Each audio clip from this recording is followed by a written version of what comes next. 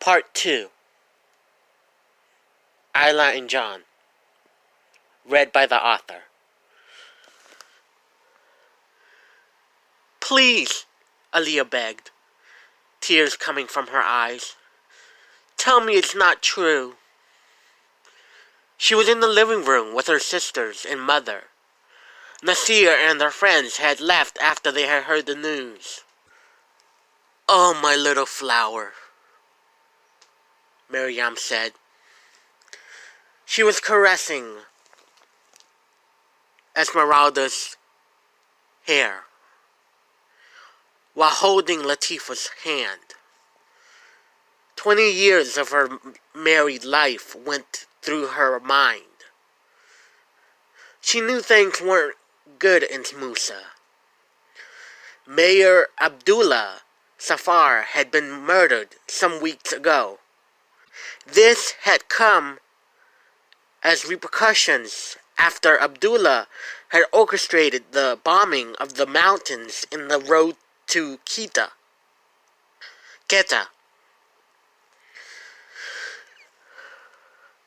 For several years now, extremists had been hiding out in the mountains close to the Musa.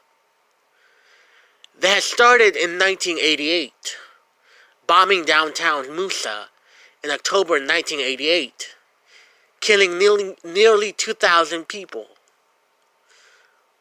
More assaults came in 1989. They killed prominent mullah Malik Robinson. He was an American of a Pakistani mother and white father.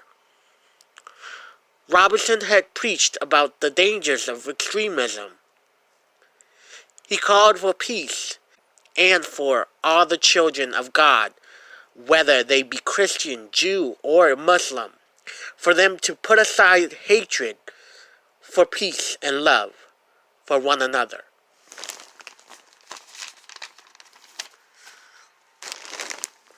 Another attack had been at the funeral of Mullah Robinson. 3,000 came for it. The President of Pakistan had sent his condolences. Suddenly, as the prayer closing the event was given, bullets ran out. Several people were wounded. Miriam remembers what her husband told her the night Hazim Hussein, the leader of the rebels, had been captured. "They want me to help the prosecution," he had said. "But honey," she had protested, "if you do that, we will be in grave danger. We might have to flee to America, like your brother and his family." "Don't worry, my sweet Rose," he had said, embracing and giving her a kiss. "Everything will be fine." Now Miriam knew she was right. Her husband was dead. Her daughters and her were in grave danger. "Ami?" Aliyah asked. "What are we going to do?"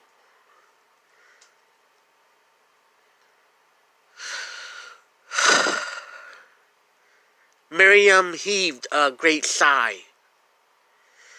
"We will go to the United States, in the eastern side of a state called Virginia." She wiped tears from her eyes. "Now go to your rooms and pack your clothes." "But Ami," Latifah said. "Go," their mother commanded. Back in Pleasant Creek, she was still in shock. "Anything else you remember?" the policeman asked. She turned to her son. "Dijo si recuerda otra cosa más," the boy said. "No," the woman said, as tears began to fall again. The body had already been taken to the morgue. Mr. Martinez was there with his son, Andres. Anne began to cry again. "It's so unfair," she wailed. "She was so young." The murder weapon had not been found. However, right away, detectives knew it was from the set in the kitchen. $3,000 had been stolen from a box in the living room. Her wedding band, as well as jewelry, a necklace of a rose, 2 golden stud earrings with rubies on them, a watch valued at $2,000. All had been stolen.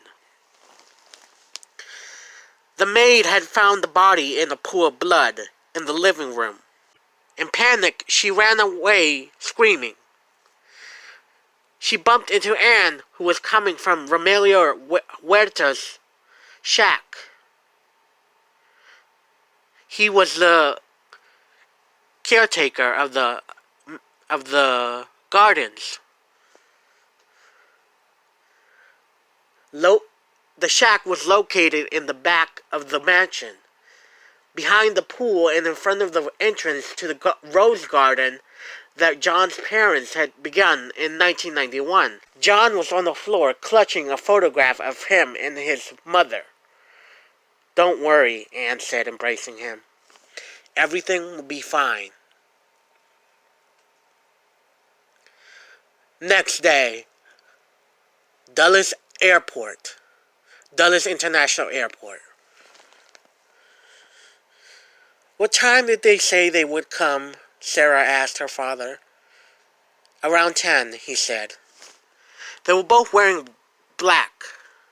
She was wrapped in a black shawl, a long-sleeved shirt, and a long skirt. Her father wore a dark blue dress shirt and dress pants. Hazim, her brother, had stayed at home.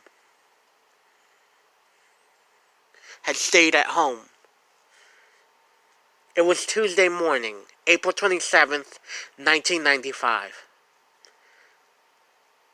They should have been getting ready for Sarah's wedding, but yesterday they received the worst news possible at 5 p.m. Sarah was at her job at the Department of Human Services in downtown D.C. She was working on the case of a blind Latino man who was applying for food stamps. Suddenly, the phone rang.